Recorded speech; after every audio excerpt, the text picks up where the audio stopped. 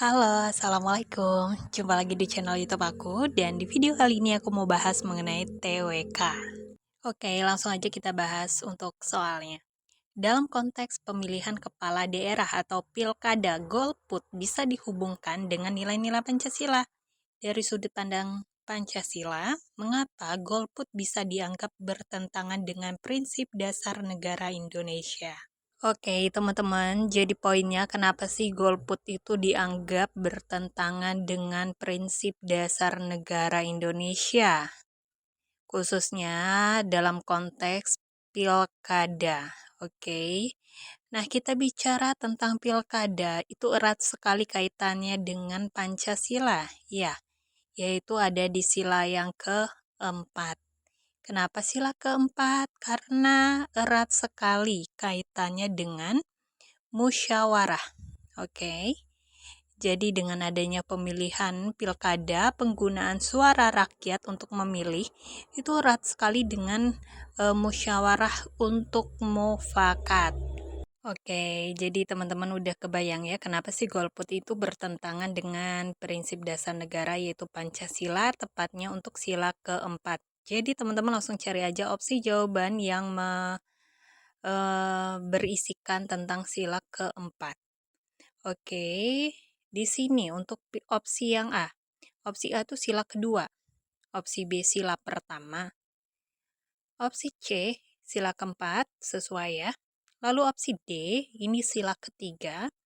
Opsi E, sila kelima. Nah, gampang banget kan? Jadi yang tepat itu hanya ada satu opsi, yaitu ada di opsi yang C, yaitu golput bertentangan dengan sila keempat, kerakyatan yang dipimpin oleh hikmat kebijaksanaan dalam permusyawaratan perwakilan karena tidak berpartisipasi dalam proses demokrasi. Ya, begitu untuk soal TWK. Kita lanjut lagi ya teman-teman untuk soal yang berikutnya. Kita bacain dulu untuk soalnya. Seorang hakim tertangkap tangan menerima suap. KY atau Komisi Yudisial kemudian mengambil tindakan tegas dengan memberhentikan hakim tersebut.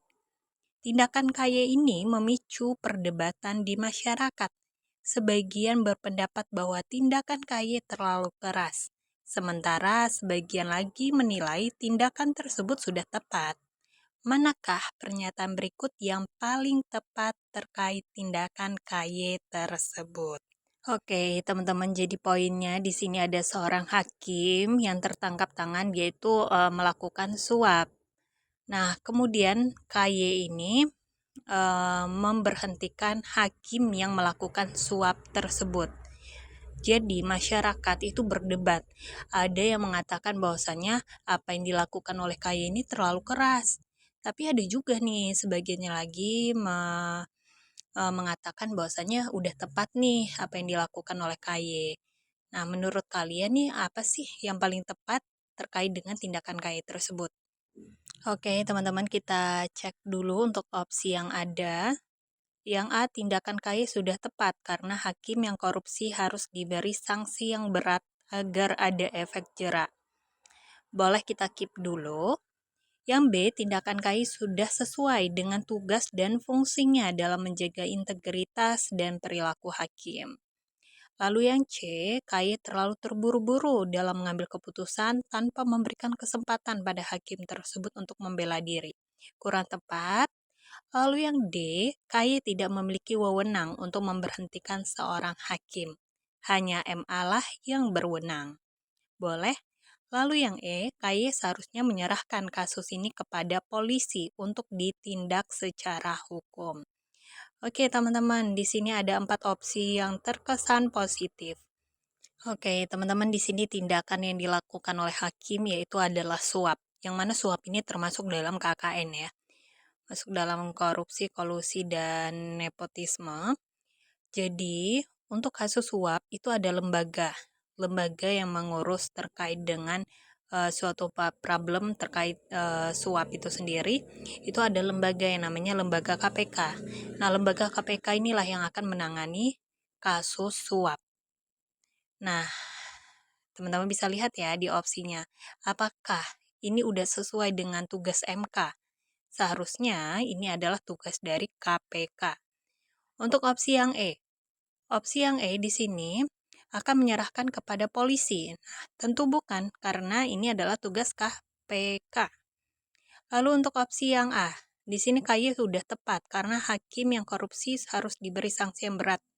Nah, ini yang A salah ya, karena itu bukan tugas dari KY. Lalu, kita lihat lagi untuk di opsi yang B. Tindakan KY sudah sesuai dengan tugas dan fungsinya dalam menjaga integritas dan perilaku hakim. Masih kurang tepat, karena tugas untuk menangani kasus suap adalah KPK.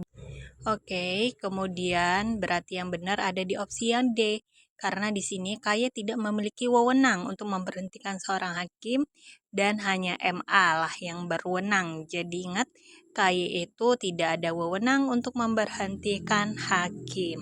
Oke, teman-teman, dan ini aku ada satu soal bisa dijadikan PR, dan jangan lupa tulis jawaban teman-teman di kolom komentar.